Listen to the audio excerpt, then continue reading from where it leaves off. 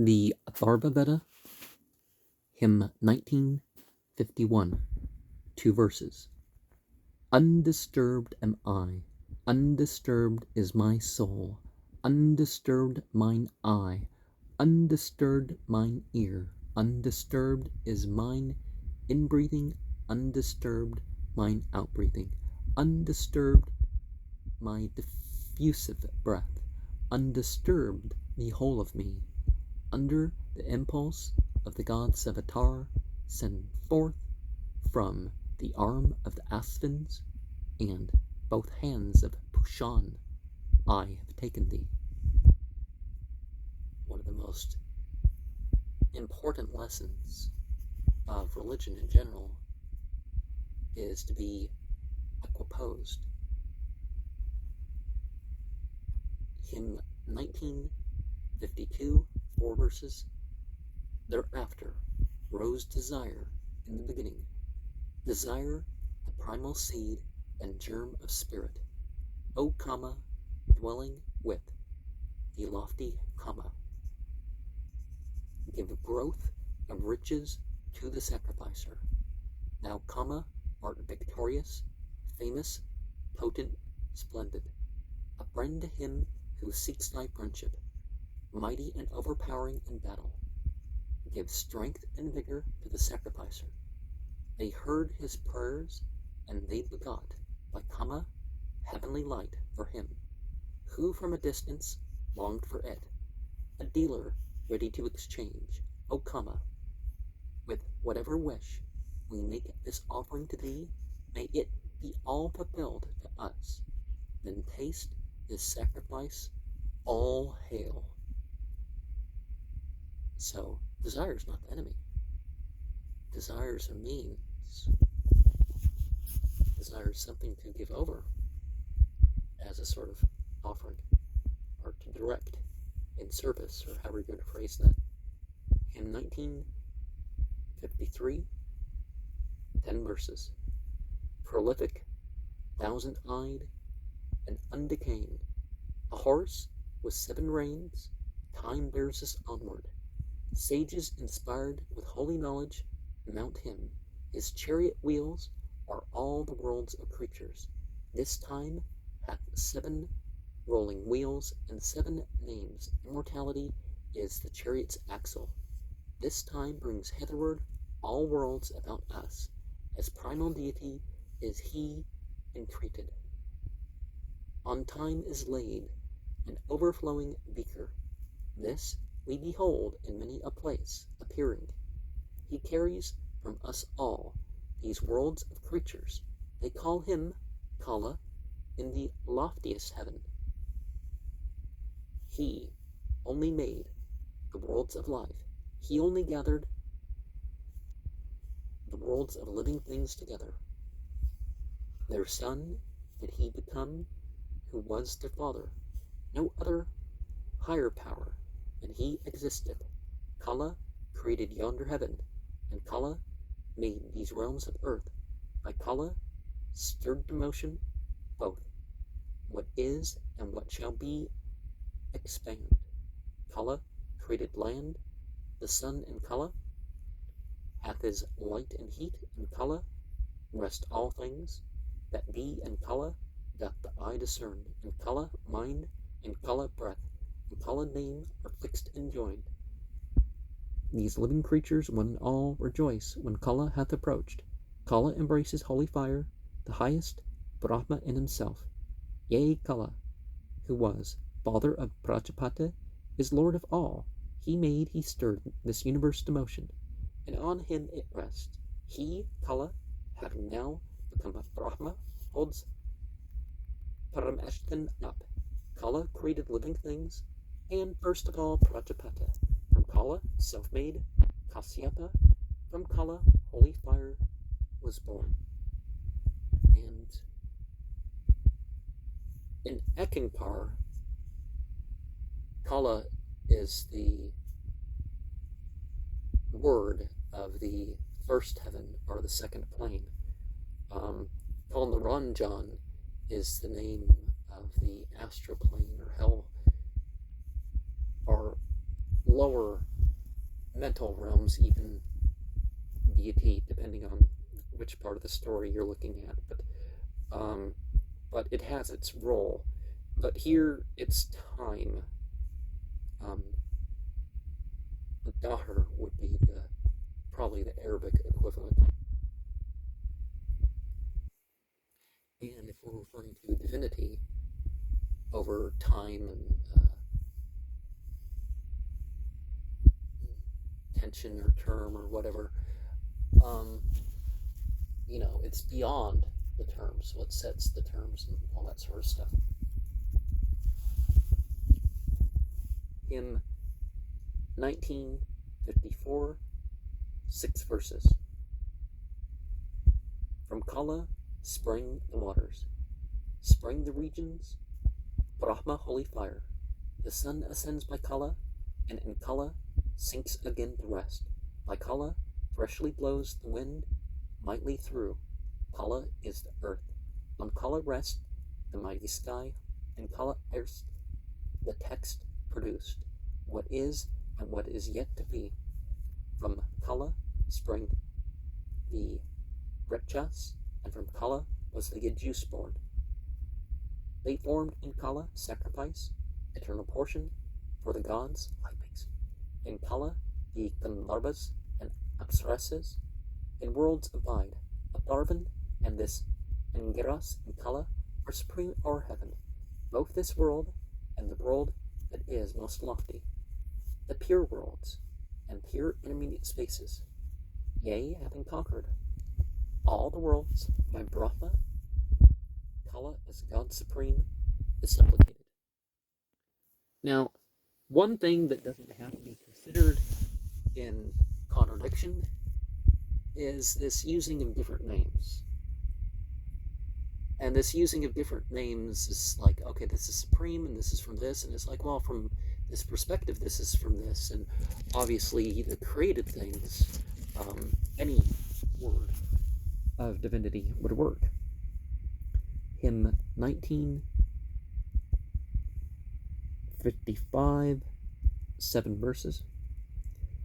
Bringing as 'twere, with care unceasing, fodder night after night to feed this stabled courser, joying in food and in the growth of riches, may we, thy neighbours, Agna, ne'er be injured. Here is thine own desire for wealth, through this be gracious unto us, joying in food and in the growth of riches. May we, thy neighbours, Agna, ne'er be injured. Each eye that comes, our household's Lord is Agna, showing his loving kindness every morning. Bestow upon us treasure after treasure. In kindling thee, may we increase thy body. Each morn that comes, our household's Lord is Agna, showing his loving kindness every morning. Vouchsafe us treasure after treasure. Kindling thee, may we prosper through 100 winters. Never may I come short of food to feed me. Glory to Agna. Rudra, the consumer, and the Lord of Food, protect my company, protect its courteous members, courteous being, only through thee, O much invoked, may I be ever rich and kind, only to thee bring our tribute, Agna each day as fodder to a stabled courser, join in food and in the growth of riches. May we, the neighbors, Agna, ne'er be injured. And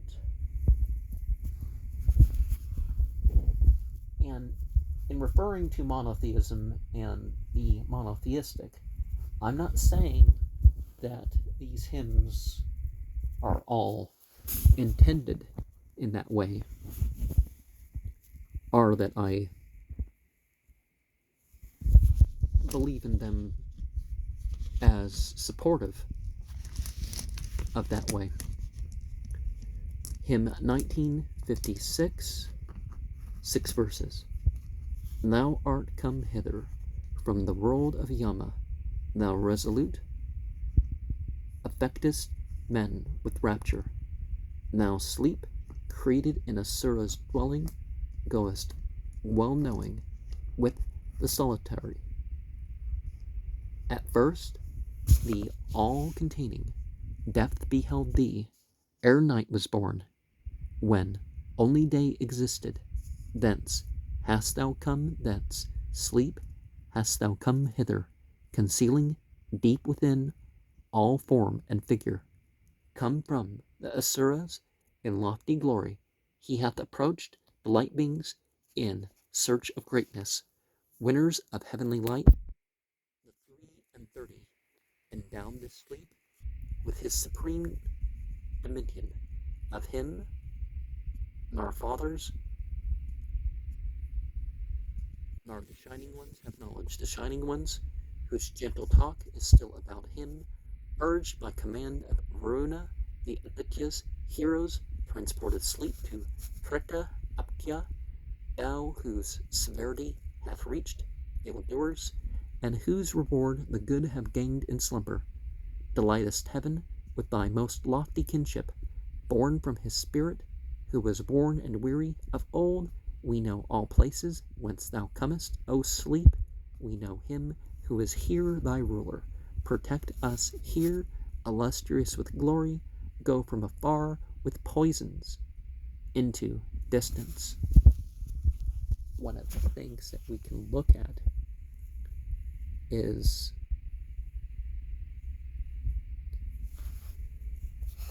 like in Solomonic magic, how they have the angel side and the demon side, sort of the descent and inner and the outward ascent.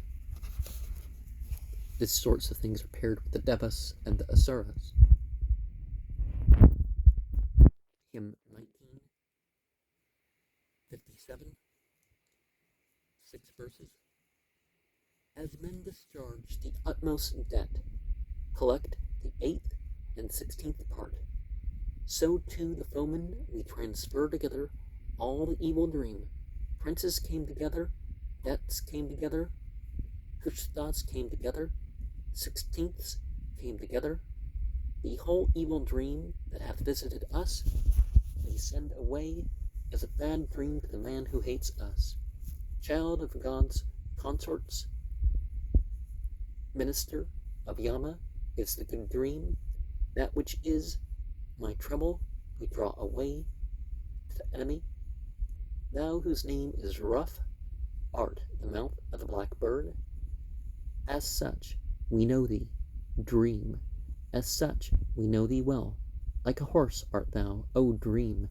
As they bind girth and circingle on a horse, so bind the alien mischief maker, the scorner of the gods, the evil dream that threatens us and threatens our cattle and home.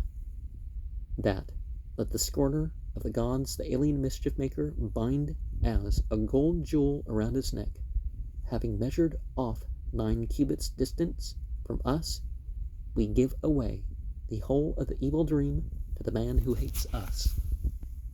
Now there are other approaches, but it's important to have this concept that protects us from the bad dreams. And what do they mean by gods, right? Do they mean devas? I think that's generally what they mean, but I'm not sure that that's what the word is every time. Shining ones, unfallen angels, light beings, to give it more understandable terms. Hymn 1958, 6 verses. Still equal be the flow of butter, ever causing the year to prosper with oblation. Still be our hearing, sight, and breath uninjured. Let us lose nothing of our life and vigor. Let lively breathing invite us. We call vital breath to visit us. Earth and air's middle realm hath gathered. Soma, Brahaspata, and Lartar gathered vigor. The earth and heaven have come to be 2 gatherers up of vigorous might. So let us gather vigor up and closely follow after earth. With glory, come the cows and stand beside the master of the herd. Let us, when we have gathered fame and glory, closely follow earth.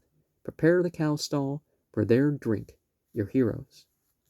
Stitch ye the coats of armor, wide and many. Make iron forts, defying all assailants. Let not your pitcher leak. Stay it securely. The eye is sacrifice, source and beginning with the voice, car, spirit, unto him I offer. To this, our sacrifice, wrought by Visvakarman, may the gods come gracious and kindly hearted.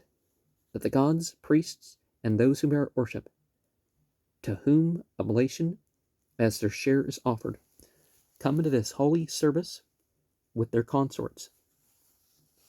And all gods revel in the food we bring them. And there are beings that, even without being worshipped, are going to take part in our acts of worship. Hymn 1959, 3 verses. God among mortals, Agne, thou art guard of holy law. Thou art to be adored in sacred rites. When ignorant, we violate the statutes of you. O deities, with whom is knowledge, wise Agne shall correct our faults and failings, and Soma, who hath entered into Brahmans. To God's pathway we have come, desiring to execute what work we may accomplish. Let Agne, for he knows, complete the worship. He is the priest. Let him fix rites and seasons. And some people attribute paths to this planet, and other stuff like that, or this sphere within one's physical body. And fire dealing with the failings, well,